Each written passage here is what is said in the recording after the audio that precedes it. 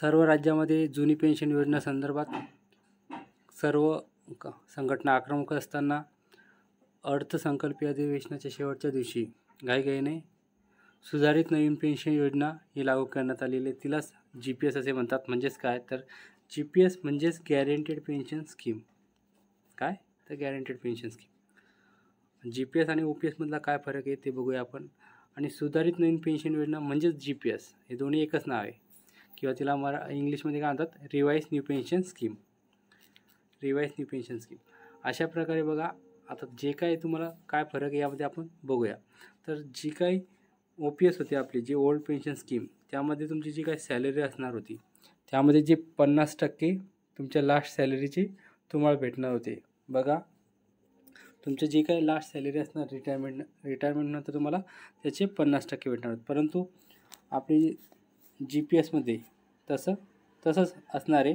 तुमच्या 50%च अमाऊंट भेटणार आहे. परंतु त्याच्यात तोटा काय आहे की जे काय आता आपली कपात होते का नाही, आता OPS ज्यांना लागू होईल त्यांना कोणत्याही प्रकारची कटिंग होत नाही त्यांच्या सॅलरीमधून.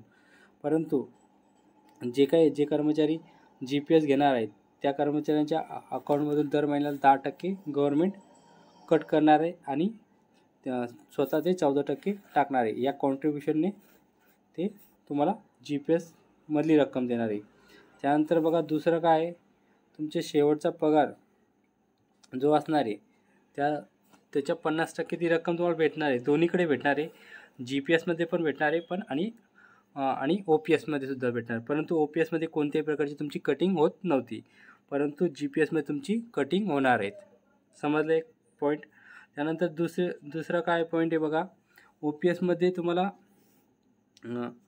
जी काही सेवा करायची ती 10 वर्षाची सेवा करायची, तेव्हा तुम्ही तुम्हाला लागू होऊ शकते. OPSसाठी की मिनिमम 10 वर्षाची सर्व्हिस पाहिजे आणि GPSसाठी मिनिमम 30 वर्ष सर्व्हिस पाहिजे. म्हणजे ज्यांनी 30 वर्षे सर्व्हिस केली नाही त्यांना GPS पण भेटणार नाही. हा एक संभ्रम आहे.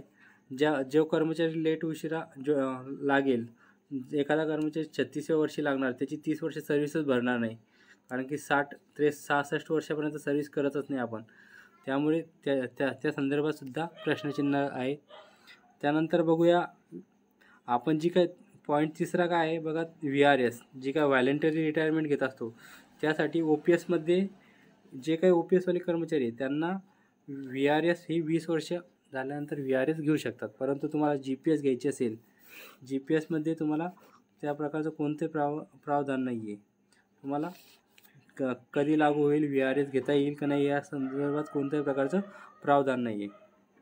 त्यानंतर GPSचा सर्वात मोठा तोटा काय आहे आणि OPSचा सर्वात मोठा फायदा, जे काय आपलं दर 10 वर्षानंतर वेतन आयोग लागू होतो त्यानंतर जी काही त्यामध्ये सुधारणा केल्या जातात, त्या सुधारणा वेतन आयोगाच्या OPSला लागू असतात, परंतु GPSला कोणत्याही प्रकारचा लागू राहणार नाही. म्हणजेच बघा, ज्या कर्मचारी लास्ट सॅलरीच्या 50,000 त्याला सॅलरी असेल, त्याची 50% त्याला रिटायरमेंटला 25,000 रुपये भेटणार, तर त्याला शेवटपर्यंत ती 25,000 रुपये लागू असणार. 25,000 रुपये त्याला रिटायरमेंटला भेटणार. मग त्यामध्ये कोणत्याही प्रकारचे वेतन आयोग लागू होणार नाही, कोणतंच लागू होणार नाही. त्यामध्ये कोणत्याही प्रकारची वाढ होणार नाही. त्यानंतर जो काही महागाई भत्ता, आपला 5वा पॉईंट आहे बघा, जो काही आपला महागाई भत्ता दर 6 महिन्यानंतर वाढतो तो OPSवाल्या कर्मचाऱ्यांना लागू होतो, परंतु GPSवाल्या कर्मचाऱ्यांना तो कोणत्याही प्रकारचा महागाई भत्ता लागू होत नाही. म्हणजे तुमचा महागाई भत्ता शेवटच्या सॅलरीला जो असणार तोच तुमच्या शेवटपर्यंत असणार, म्हणून हे बिलकुल चुकीचं आहे. त्यानंतर तुमची काय अंशराशीकरण असते आणि पेन्शन विक्री हे सुद्धा OPSवाल्या कर्मचाऱ्यांना लागू असतं आणि GPSवाल्या कर्मचाऱ्यांना लागू राहणार नाही. अशा प्रकारे ही GPS योजना आहे ही एकदम चुकीची योजना आहे आणि याचा सर्व संघटनांनी विरोध केलेला आहे. परंतु ज्या संघटनांनी मुख्यमंत्र्यांनी सांगितलेले की ज्या संघटना त्यांना सपोर्ट करत आहेत, त्या एक तर BJP धार्जिण्या संघटना आहे आणि त्यांनी कोणत्या प्रकारे या GPSचं समर्थन केलं आहे हे समजत नाही. आपल्यासाठी सर्व कर्मचाऱ्यांसाठी OPS